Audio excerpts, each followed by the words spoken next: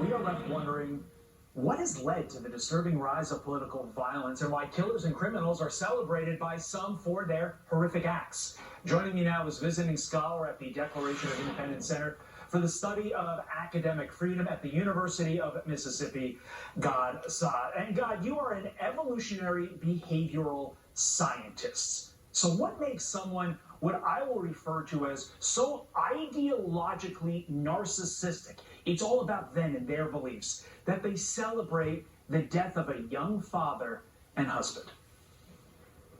Yeah, it's very disheartening to see it on social media. Look, for a lot of people, their reasoning capacity did not evolve to seek truth, but rather to win arguments. So it becomes a form of orgiastic tribalism where it doesn't matter how correct the other side might be. I must win. My mind has evolved to only win arguments rather than seeking truth. The other thing I would say is that, regrettably, freedom of speech, which should be a deontological principle, meaning it's an absolute. You don't say, I believe in freedom of speech as long as it doesn't hurt someone's feelings. But regrettably, many people have internalized that consequentialist ethos, and so they always find a reason why it is justified in this case to kill someone with whom we disagree. We're going to show our audience right now the notable acts of political violence here in the U.S. or politically motivated.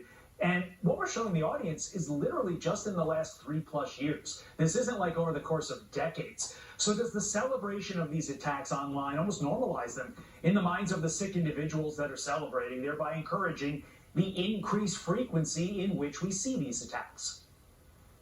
Yeah, exactly, right? You dehumanize the other person. I mean, you don't know how many academic colleagues I have who literally argue that Donald Trump is an existential threat that is no different than Adolf Hitler. Well, if you truly internalize that message, then it becomes perfectly justifiable to try to kill Donald Trump, right?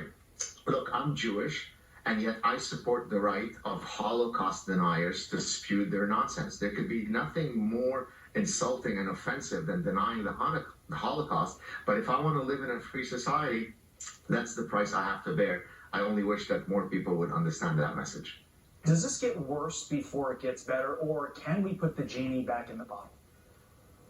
Well, I pray to God that this terrible tragedy of Charlie Kirk reignites a sense of the recognition of American exceptionalism. And it takes a Canadian to remind Americans what a true bastion among nations America is. So I'd like to be optimistic this early morning and say that hopefully this really wakes people up. And I know we keep beating this point to death here, but we hope it is a turning point. This is the name of Charlie Kirk's organization, that we use this moment to stop our nonsense and move forward as a nation and not celebrate what really is a sick act by a sick person.